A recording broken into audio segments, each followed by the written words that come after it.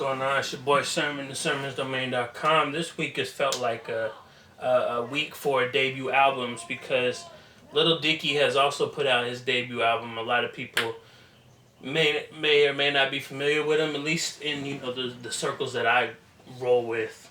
Um, when I first heard about Lil Dicky, I thought he was a joke.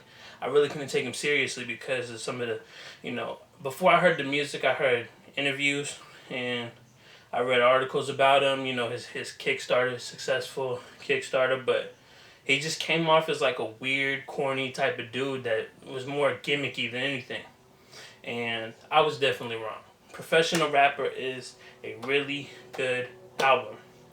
I like the title track. It's a concept with Snoop Dogg where he goes in to meet Snoop Dogg and has this interview about being a rapper, and it's great.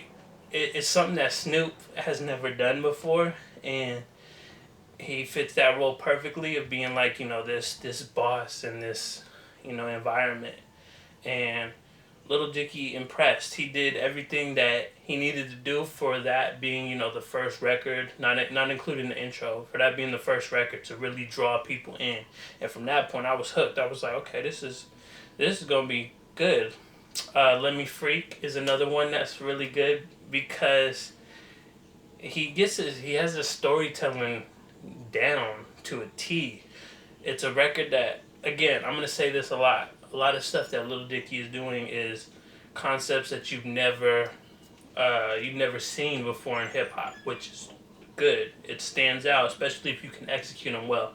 And for Let Me Freak, it's three different verses, and each verse is kind of, the first verse is about trying to pick up this woman, and the second verse is like he's been with this woman, and the third verse is all the way in the future when they're old, and it all wraps around trying to get into bed with her.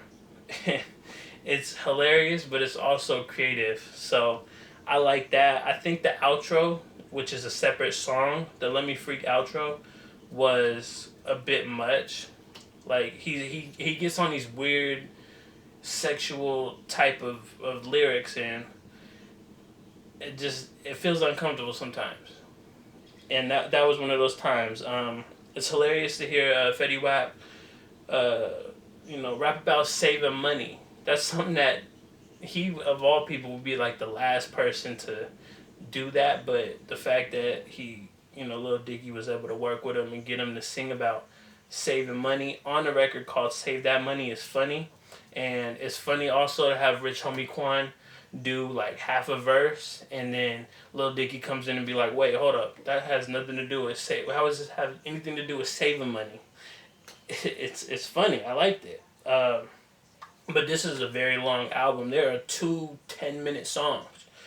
Pillow Talking, which is one of the two records, could have been omitted altogether. It's just too long. I'm not engaged with it. It's hard to make a 10-minute record and keep somebody engaged, and he couldn't do it. And I get the final track is 10 minutes because he's shouting out, people. He's doing his little thank yous and, whatnot. But overall, it's a very long album. It's an hour and 30 minutes. You can't even fit that on a disc, so it was long. The Antagonist is probably the best showcase of his actual rapping. And I mean like, the punchlines, the flow, something like that.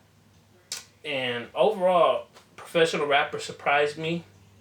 I think if Lil Dicky continues on this path, he's going to be a very huge name in the coming years. On in the same way as like G-Eazy, which maybe it's just me, but I was listening to a few of the songs, and he sounded like G-Eazy, like voice wise, not content wise.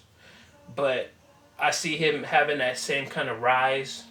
Being more so a big success, not mainstream wise, but just underground wise, because G-Eazy hasn't made that leap into the mainstream yet.